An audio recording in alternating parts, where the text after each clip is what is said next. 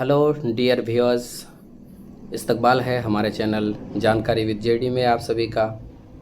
आज हम लोग यहाँ पर एक मॉडल पेपर उर्दू के मॉडल पेपर पर चर्चा करेंगे। इसके कुछ सवालात और जवाब का तज्ज़िया करेंगे, गहराई से देखने की कोशिश करेंगे और हर एक ऑप्शंस की जांच करेंगे, पड़ताल करेंगे।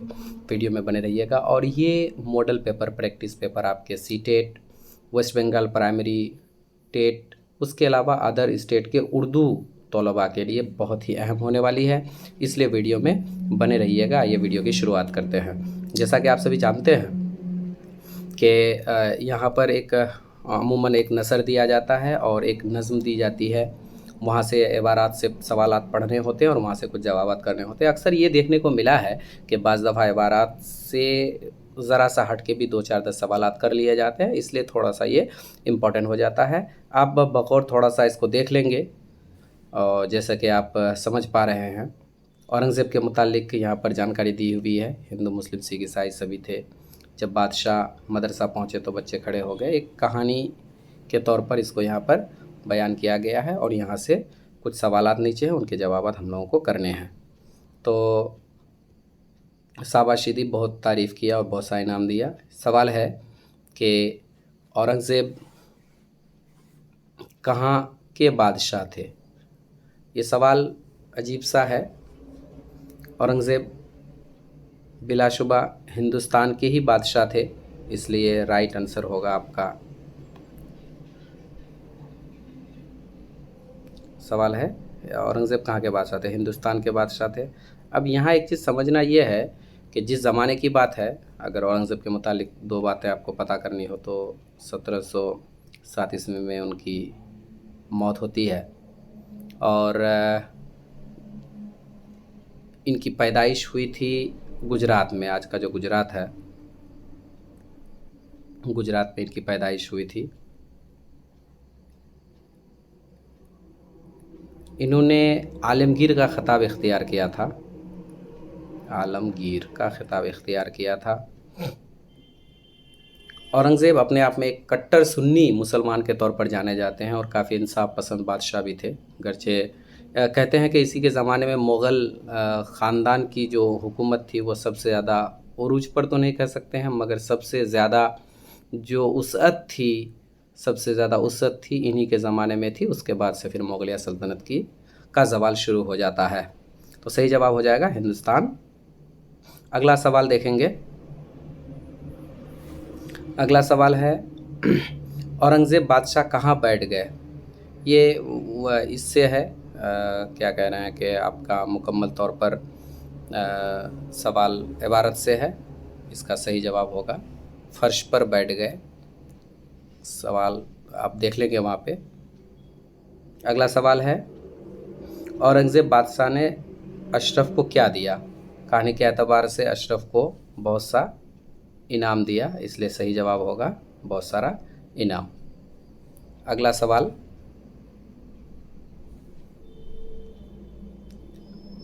बादशाह औरंगज़ेब क्या देखने आए थे। कहानी के एतबार से मदरसा देखने के लिए गए थे वो, इसलिए सही आंसर हो जाएगा आपका मदरसा। अब जहाँ से सवालात का एक बेहतरीन सिलसिला शुरू होता है, 125 नंबर सवाल है। इनमें से फ़र्श का ज़िद कौन है। सबसे पहले मैं आपको बता दूं, फ़र्श के मानी होते हैं आमतौर से जिसको अंग्रेज़ी में आप फ्लर कहते हैं, नीचे का जो इलाका होता है, और इसकी जो ज़िद होती है अर्श होती है, ऐन से शुरू होता है। ये अलिफ से अर्श का कोई मतलब नहीं है, ये कोई लफ्ज़ नहीं है। ज़मीन हो सकता था लेकिन नहीं होगा। अर्श, अर्श के मानी आमतौर से आसमान के होते हैं। एक्चुअली आसमान से भी ऊपर का इलाका, लेकिन आसमान है। अल्फाज की सही अदायगी नहीं हो पाती है, इसलिए बजाय आसमान के यहाँ अर्श सही जवाब होगा। अगला सवाल देखिए। बादशाह औरंगज़ेब का ताल्लुक़ किस ख़ानदान से।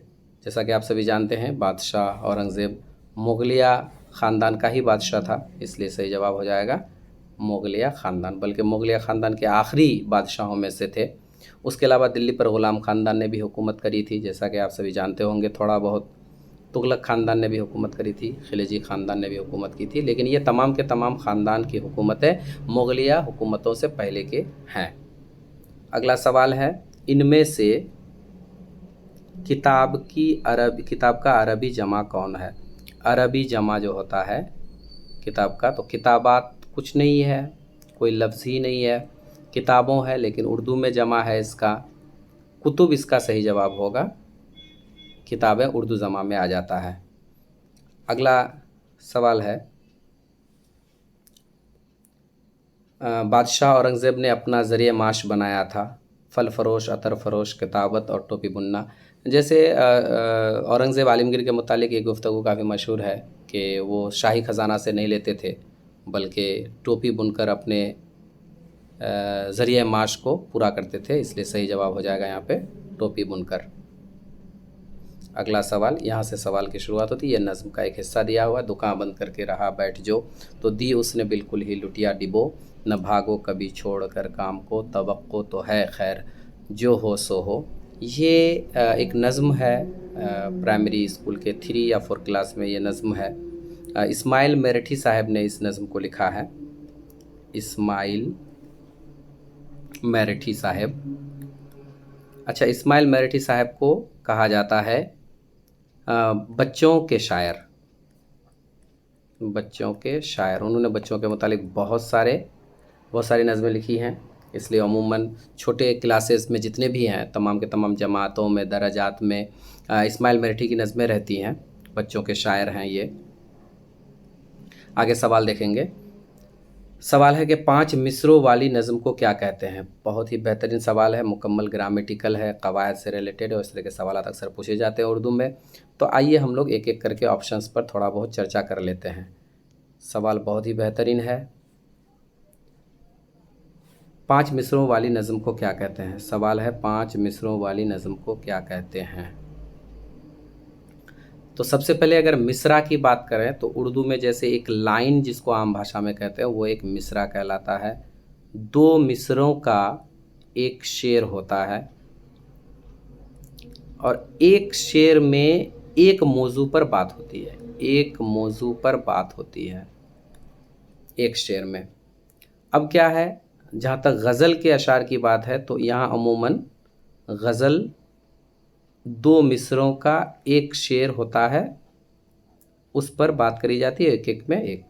मगर नज़में जो लिखी जाती है, कभी 2 मिसरों वाली नज़म, कभी 3 मिसरों वाली नज़म, कभी 4 मिसरों वाली नज़म। तो अगर नज़म में 4 मिसरे हों, अगर नज़म में 4 मिसरे हों तो वो कहलाता है मुरब्बा। 4 मिसरों वाली नज़म मुरब्बा। 5 मिसरों वाली नज़म को कहते हैं मखमस।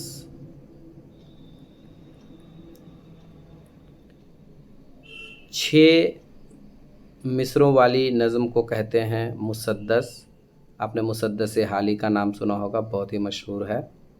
ये कुछ मशहूर नज़में हैं कि 4 वाली मुरब्बा, मखमस 5 वाली, मुसद्दस 6 वाली। तो जैसे कि ऊपर जो नज़म थी वो 5 मिसरों की है, किए जाओ कोशिश मेरे दोस्तों, इनमें 5 मिसरे हैं, चुनांचे इसको हम लोग कह सकते हैं मखमस। तो सही जवाब हो जाएगा आपका मखमस इज़ राइट आंसर। अब जहाँ तक रुबाई की बात है तो रुबाई भी 4 मिसरों की ही होती है, मगर इसके कुछ शरायत हैं। शरायत क्या हैं? जैसे कि रुबाई का दूसरा और चौथा हम रदीफ़ हम काफ़िया होना ज़रूरी है, या तो पहला दूसरा या दूसरा और चौथा हम रदीफ़ और हम काफ़िया होना बहुत ज़रूरी है। जैसे एक रुबाई पेश खिदमत है, सुने कि बिजली की चमक कैद करो तो जाने फूलों की, बिजली की चमक कैद करो तो जाने, कोंदे की लपक कैद करो तो जाने, माना के है गुलशन पर तुम्हारा कब्ज़ा, फूलों की महक कैद करो तो जाने। तो यहाँ पर जो मैंने पढ़ा, जो मैंने रुबाई पढ़ी, इसमें अगर आप गौर करेंगे तो इस रुबाई में पहला और दूसरा मिसरा हम रदीफ़ हम काफ़िया निकला, हम रदीफ़ और हम काफ़िया निकला। बाकी बल्कि पहला, दूसरा और चौथा हमरदीफ हम काफ़िया और तीसरा हमेशा हमरदीफ हम काफ़िया नहीं होता। तो ये भी होता है, लेकिन आमतौर से रुबाई में एक मज़मून एक बार में बांधा जाता है। मुरब्बा में भी 4 मिसरे होते हैं, लेकिन एक मौजू इसमें मुकम्मल नहीं होती और उसमें कोई शराइत नहीं कि पहला, दूसरा और चौथा हर लिहाज से हमरदीफ और हम काफ़िया हो।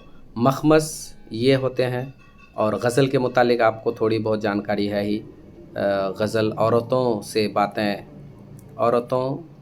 बातें या औरतों की बातें करने का सिनफ़े सुखन है, नज़म की एक किस्म है, वो गज़ल कहलाती है। अच्छा, एक इसमें जानकारी के लिए बता दूं मैं कि रेख्ती होती है एक रेख्ती।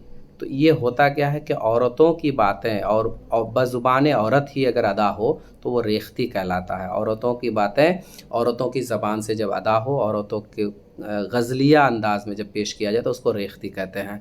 अक्सर अमूमन लोग गज़ल समझ लेते हैं। मतलब औरतों की बातें कोई भी जब करे तो वो गज़ल कहलाती है। औरतों से बातें करें, गरचे आज गज़ल का दामन बहुत बड़ा हो चुका है। आज गज़ल के बहुत सारे असनाफ़ और बहुत सारे मौज़ूआत ने गज़ल को घेर लिया है, लेकिन जब शुरुआती दिनों में, शुरुआती अय्याम में गज़ल थी, तब इसमें सिर्फ़ औरतों की तारीफ़ और औरतों की बातें ही की जाती। लेकिन आज के डेट में सियासत से लेकर मज़ाहिब और मज़हब से लेकर दूसरे दीगर मौज़ूआत भी गज़ल में शामिल कर दिए गए हैं। मुसद से हाली के सिलसिले में मद्दो जज़र इस्लाम, ये सवाल अक्सर पूछ लिया जाता है।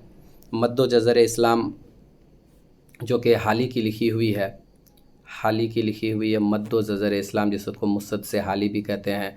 मद्दो जज़र इस्लाम ये अक्सर पूछा जाता है सवाल में, काफ़ी मशहूर मुसद्दस है।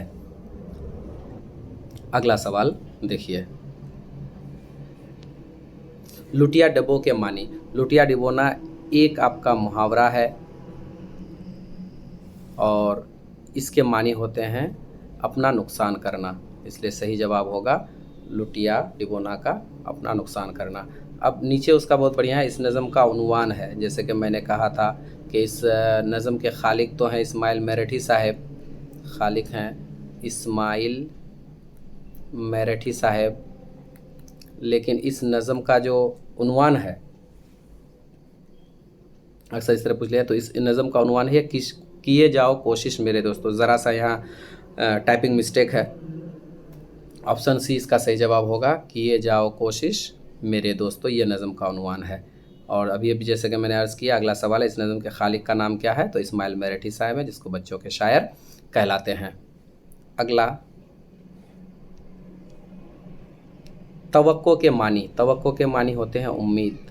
आप मुझसे तवक्को लगा कर ना रहें। तवक्को के मानी उम्मीद के होते हैं। इनमें बच्चों का शायर किसे कहा जाता है, मैंने अभी भी चर्चा किया, इस्माइल मेरठी साहब को बच्चों का शायर कहा जाता है। अच्छा, जोश मली आबादी के मुतालिक अगर हम गुफ्तगू करना चाहें तो ये कलकत्ता के शायर हैं जोश साहब। इकबाल के मुतालिक इनको शायर मशरिक़ कहा जाता है, शायर मशरिक़। इनके मुतालिक अक्सर सवालात पूछे जाते हैं। हाली मुसद से हाली की वजह से बहुत ज़्यादा मशहूर है। उसके अलावा इनका एक मजमा कलाम है यादगार गालिब, यादगार गालिब काफ़ी मशहूर है। अगला देखेंगे, अगला है इस नज़म से हमें सबक क्या मिलता है, तो आगे बढ़ने का सबक मिलता है। चूँकि किए जाओ कोशिश मेरे दोस्तों ये मौजूए सुखन है, इसलिए इसका सही जवाब हो जाएगा आगे बढ़ने की ये दी जाती है। अच्छा, कलाम में मशहूर वाक़या या किसी मजहबी रवायत की तरफ इशारा करने को क्या कहा जाता है। जब कोई कलाम पेश किया जाए और उसमें कोई मशहूर वाक़या या कोई हिस्ट्रिकल फैक्ट, तारीख़ी मामलात किए जाएँ तो वो क्या कहलाता है। तो इस सिलसिले में मैं बात बता दूँ कि इसका सही जवाब हो जाएगा तलमीह। तलमीही अशार बहुत सारे होते हैं, जैसे कि एक शेर है, चला ना बस कुछ, चला ना बस पस्सा से कुछ खुदाई का, चलाना पस्सा से बस कुछ खुदाई का। और आगे कुछ है इसी तरह का शद्दाद के मुताल्लिक। तो इस तरह के अशार जो होते हैं जिसके पीछे की कहानी अगर आपको पता ना हो तो बड़ा मुश्किल हो जाता है शेर को समझना, उसको तलमी ही शेर कहते हैं। और अक्सर उर्दू ज़बान में, उर्दू कलाम में बहुत सारे तलमीही अशार इस्तेमाल हुए हैं। बहुत ज़्यादा शायरों ने तलमीही अशार का इस्तेमाल किया है, ढेरों पढ़े हैं। आप चाहें तो कमेंट में एक लिख सकते हैं तलमीही अशार। तो अगर किसी मशहूर वाक़या या किसी मज़हबी रवायत की तरफ इशारा करें तो वो कहलाएगा तलमीही। अब अगर गौर करेंगे तो मुसद्दस हाली में अक्सर तलमीही अशार बयान किए गए हैं। उसके अलावा मरसिया वगैरह में भी हज़रत हुसैन के मुतालिक जो बातें की गई वो तलमीही अशार में से आते हैं। तो सही जवाब हो जाएगा तलमीही अशार।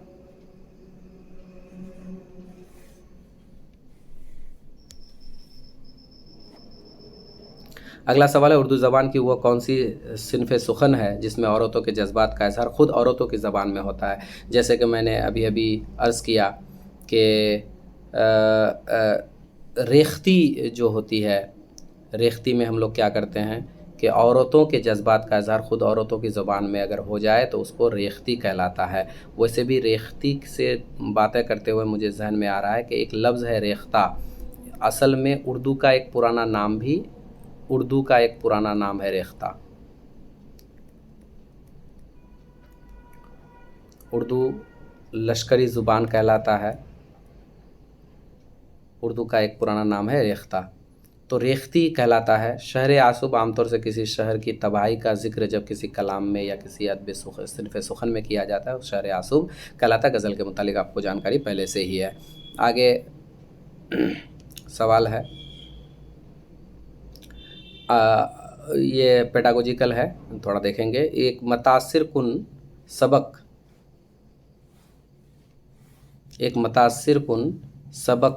से ज़बान की तदरीस शुरू करना होता है। समी तरीक़ाकार के ज़रिए मकसद को वाज़ेह करना, ब्लैक बोर्ड पर लिखना, सभी तरीक़ा के ज़रिए मकसद है सरगर्मी के साथ।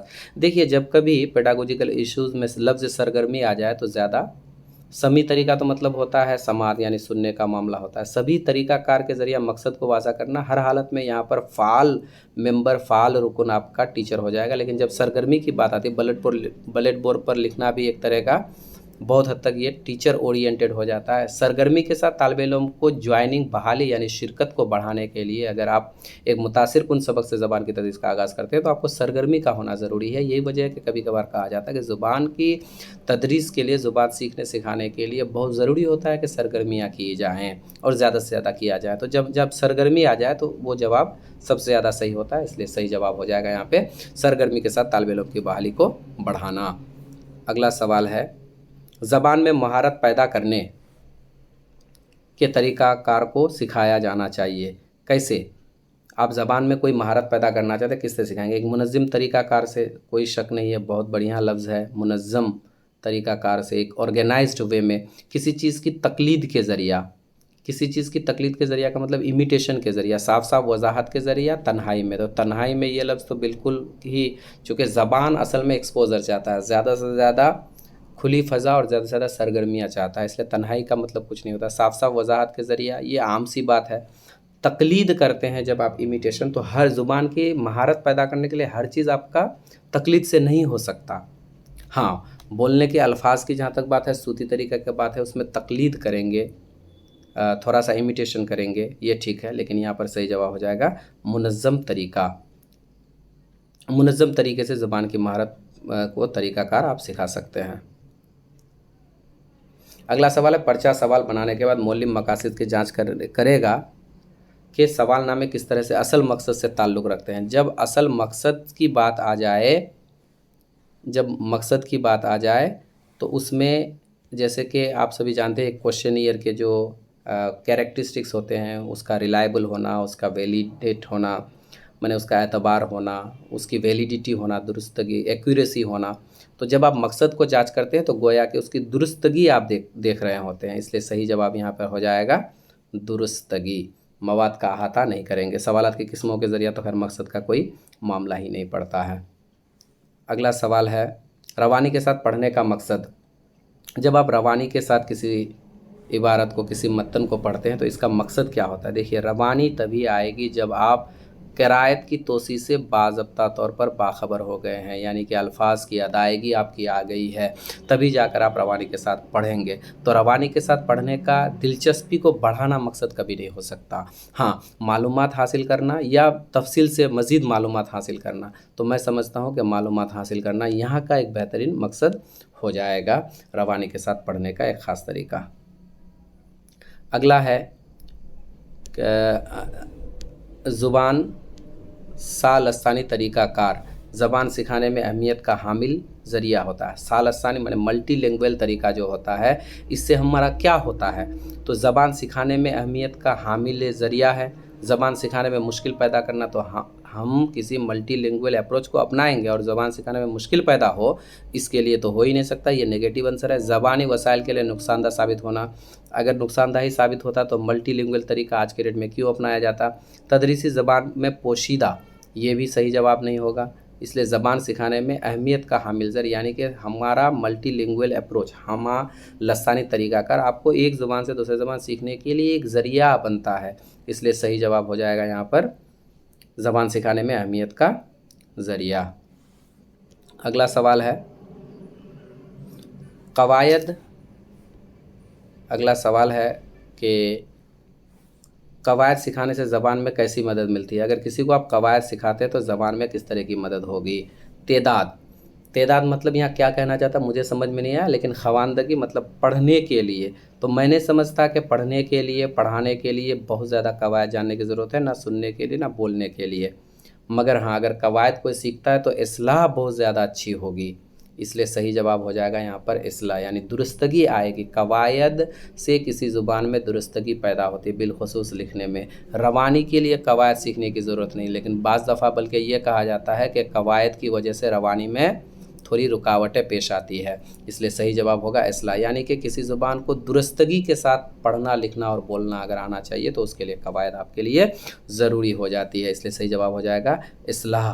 अगला सवाल है प्राइमरी स्कूल के तलबा में सुनने बोलने की महारत को उजागर करने के लिए कौन सा तरीका मुफीद होगा। ये काफ़ी आसान सा है। रोल प्ले करना और ख़बर पढ़ना, किरदार के ज़रिए बातचीत करना, कहानी सुनाना और इमला करवाना, नज़म पढ़ना और ज़ुबान का इस्तेमाल बताना। देखिए, पढ़ने से ज़्यादा इम्पोर्टेंट हो गया कहानी सुनाना, इमला करवाना। अगर आप उनको स्पेलिंग करवाते हैं तो ये बहुत ज़्यादा बोलने से ताल्लुक़ नहीं रखता है, लेकिन किरदार के ज़रिए अगर बातचीत कराते हैं आप, इसमें तो है रोल प्ले करना और ख़बर पढ़ना। रोल प्ले तो बहुत अच्छा चीज़ है, लेकिन ख़बर पढ़ना की वजह से ये ऑप्शन गलत हो जाता है, इसलिए आपका किरदार के ज़रिए बातचीत, मतलब उनको आप सुनने और सुनाने की यानी बोलने की कुव्वत बहुत ज़्यादा कारगर होगी, बहुत ज़्यादा अरूज कमाल तक पहुँचेगी अगर आप किरदार के ज़रिए बातचीत करवाते हैं। किरदार के ज़रिए बातचीत करवाने का मतलब होता है कि आप कोई एक रोल दे देते हैं उसको, और उस रोल को निभाते हुए अगला गुफ्तगू करता है, फिर एक की सुनता है, दूसरे की सुनता है, किसी को हमने हीरो बना दिया, किसी को हीरोइन बना दिया, किसी को कुछ बना दिया, किसी को कुछ, तो वो करेंगे तो सुनने और बोलने की महारत में बहुत ज़्यादा दुरुस्तगी आएगी, बहुत मुफीद तरीका होगा, इसलिए सही जवाब हो जाएगा यहाँ पर। बच्चे ज़बान सीखने की कुव्वत लेकर पैदा होते, ये किसका, तो ये बहुत ही आसान सा क्वेश्चन है, चॉम्स्की का ये कहना है, इस पर ज़्यादा बातचीत नहीं होगी। अच्छा, ब्रैकेट को उर्दू में क्या कहते हैं, ये कोई सवाल मैंने समझता कि कोई सवाल है, कौसैन कहते हैं उसको, पता नहीं ये सवाल क्यों दिया है। अगला है आबे हयात के मुसन्निफ़ कौन है, तो आबे हयात एक है हयात जावेद,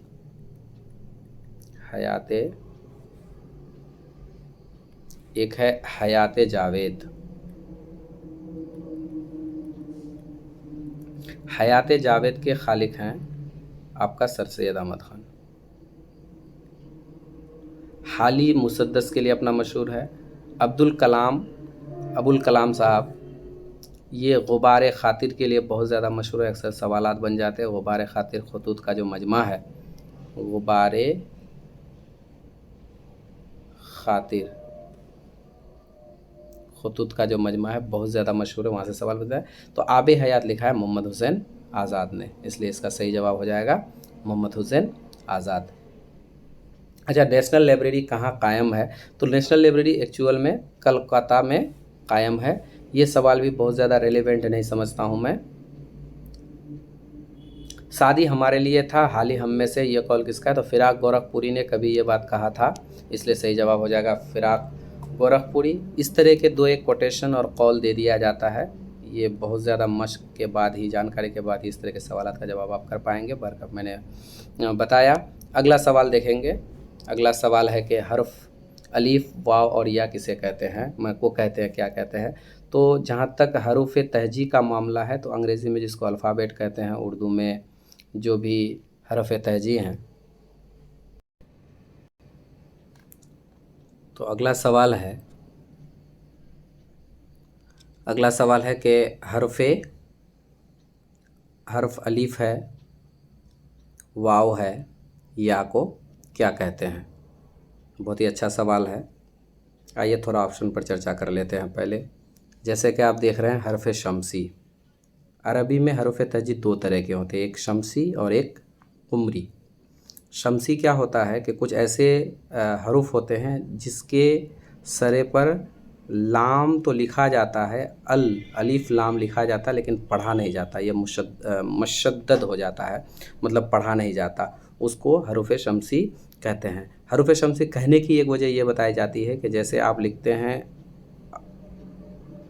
अशम्स, तो इसमें अल पढ़ा नहीं जाता है, लाम पढ़ा नहीं जाता है, अशम्स कहा जाता है, इसलिए इसको हर्फ शमसी नाम रखा गया है। हर्फ शमसी में आपके आते हैं ता, सा, दाल, जाल, रा, जा, सीन, बरिशीन, स्वाद, ज्वाद, त्वा, लाम वगैरह। उसके अलावा आता है एक आपका हर्फ कुमरी। अच्छा, हरूफ शमसी की तादाद है कुल 14। कितने हैं? 14। और बाकी के आ जाते हैं हर्फ कुमरी। हर्फ कुमरी क्या होता है कि इनके साथ जो लफ्ज़ आते हैं, जो हरूफ होता है, उसमें अलिफ लाम आता है तो पढ़ा जाता है। सरे पर अलिफ लाम आता है, लाम को पढ़ा जाता है, लाम को भी पढ़ा जाता है, अलिफ को। जैसे अगर आप लिखेंगे तो अल कमर कहेंगे इसे, इसी नीयत से इसको कुमरी अल्फाज कहा जाता है। अल कमर, कमरी हरूफ कहे जाते हैं। ये हैं अलीफ, बा, जीम, ये होते हैं। और हर्फ तहजी अल्फ़ाबेट को कहते हैं, जैसा कि आप सभी को पता है। हर्फ इल्लत बोलते हैं भोवेल को। तो ये जो अल्फाज हैं अलीफ, वाव, या, तो अब आप ये एक चीज़ ये कह सकते हैं कि हर्फ कमरी क्यों नहीं कह दिए? तो अलीफ तो है, लेकिन वाव चूँकि हर्फ कमरी में नहीं आता है। और हर्फ तहजी एक बड़े ग्रुप का नाम है, इसलिए सही जवाब हो जाएगा यहाँ पे हर्फ इल्लत। अगला लास्ट, यही लास्ट सवाल था। थैंक्स। वीडियो में बने रहने के लिए आप सभी का शुक्रिया। अच्छा लगे वीडियो तो लाइक, शेयर और कमेंट ज़रूर कीजिएगा। और उम्मीद है कि फिर अगले किसी वीडियो में मैं किसी दूसरे डेट को लेकर आऊँगा।